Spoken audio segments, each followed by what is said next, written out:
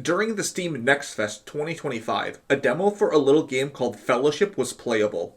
The game labels itself as a MODA. No, not MOBA. MODA with a D stands for Multiplayer Online Dungeon Adventure, with endlessly scaling dungeons.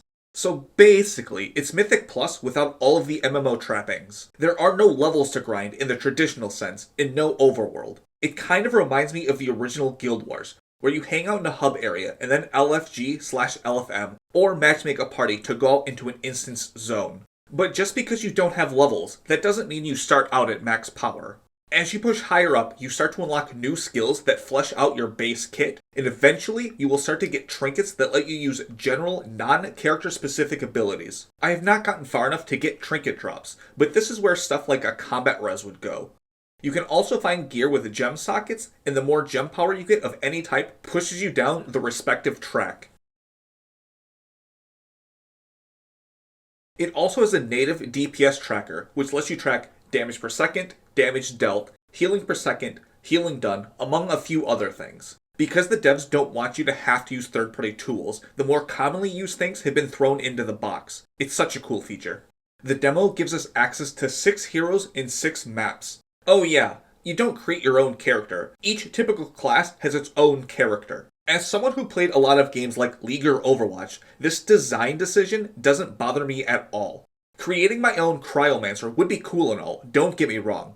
But on the other hand, I don't think I would like a character like Lux or a Mumu as much as I do without their character design or personalities. Now, as far as the adventures you'll be going on, the demo splits it up into 3 single boss encounters actually called adventures. And then there are 3 that are 3 boss dungeons that have a matching tileset to one of the single boss adventures. The bigger 3 boss dungeons are where you get the best loot, but you can progress no matter what you do.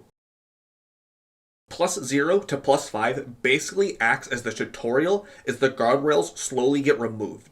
For example, threat management doesn't really exist at plus 0, but at plus 1, the DPS generate more aggro, so tanks need to know how to actually tank, and eventually a timer gets added so the adventure has to be completed before the timer expires to be able to move on to the next difficulty. But regardless, if you kill the last boss, you'll get loot to make the next attempt easier. And once you hit plus 6 and all the training gloves are removed, all of the zones get an affix applied to them. These aren't random, however, and are linked to the specific dungeon and difficulty. I'm not exactly sure how they work in Mythic Plus, but these ones in the demo are threatening to the party but also have some kind of benefit. One of the curses deals 4% of the party's max health whenever an enemy dies, but when it does so, each party member gets a stacking buff that increases their expertise by 1% for 30 seconds, up to a whopping 15%. And I'm sure that at higher difficulties with a pre-made group, it's likely very important to balance these gimmicks, like kiting a pack of mobs to the boss door, or even getting a less threatening mob down low and pulling the boss so when the buff is about to expire you can get a quick refresh on the timer. This video isn't really intended to be a review of the game, with a score out of 10 or anything. But as someone who's always wanted to do Mythic Plus, but was always put off by it being in WoW, I had a lot of fun with this demo, and I really hope after launch it doesn't join the pile of games that I like that all got EOS'd before their time. That being said, I have a few tiny issues with the demo, and it being a small team, they might actually see this video. First, I'm a little concerned it plays too much like WoW and doesn't really differentiate itself as much as it could or should. Granted, I haven't played WoW since the start of Cataclysm, but this is how I remember WoW feeling. And why play this if I already do Mythic Plus, you know? I also wish I could make it so buffs start on the left side of this box and go right instead of the default. This one, I know I'm a little bit spoiled, but if I have nothing targeted, just targeting the closest thing is a nice quality of life 14 has. It also might be better to be given a super generic trinket early on just to show off that mechanic. Also, it would be real nice to have some sort of way to recycle pieces of gear to a different piece. I just finished a plus 8 and have still never seen legs drop. Wish I could fuse like 3 or 4 pieces to get pants instead of trashing them for gold.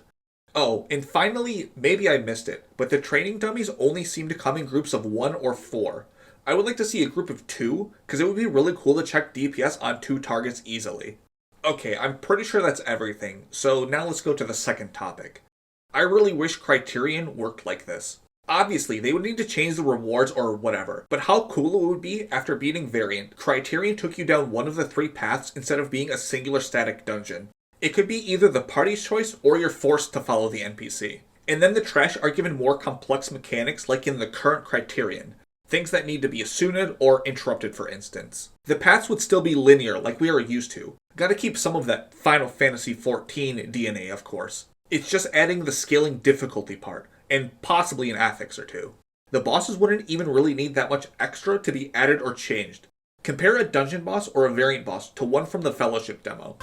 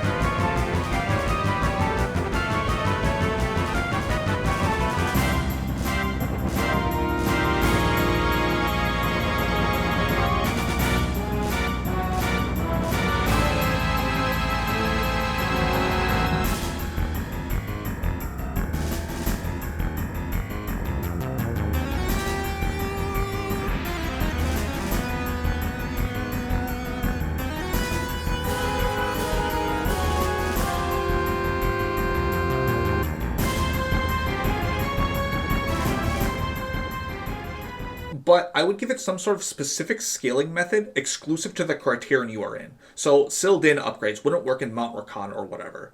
But clearing a run would give like a 1% bonus damage dealt, and you could re-clear the same difficulties to further improve that damage before tackling harder difficulties, though up to a cap. Basically how Deep Dungeon deals with it, but less random. This would simulate finding gear in the dungeon without actually having to add new gear. And it would be silly to get the quote-unquote best gear from the basic difficulty. But as the difficulties go up, the DPS checks would get tighter, so some bonus will be required. But if you can't meet the new check, grinding for that little bit extra might help. And then while you're doing runs, you can also unlock lost actions to add some customization to your gameplay, maybe? Or, we could go another route with this. Back for the Boja story, it started off with an extreme trial with the reward being a dyeable version of the artifact armor. So imagine in the patch where we get the first Criterion, the questline starts off with some sort of solo trial that awards with a set of artifact armor that requires the max level for the expansion to maybe 3 materia slots, but is item level 1. However, if you use this armor in the Criterion dungeon, it gives you the base stats of the regular artifact gear. In this wild idea, the difficulty would only go up to a reasonable cap, plus 10 or so. And then have a final challenge that is just a boss rush or something, to see how many you or your party can take down before running out of time or wiping. The website has a leaderboard for Deep Dungeon. They could add something similar for this too. And there would be no reward for pushing for the leaderboard. Maybe an achievement for like surviving 5 minutes or something, but nothing super crazy. But how does a person gear up with this method? Well, as you do runs, you find specific materia that can be slotted into this gear to augment your stats. The type of and amount would be random, but higher values drop at higher difficulties, obviously. Think of it like adding prefixes and suffixes to gear in an ARPG. Why random though? Well, the idea being that it gives you a reason to run the content repeatedly, and if the materia isn't bound, it can be a source of making gil.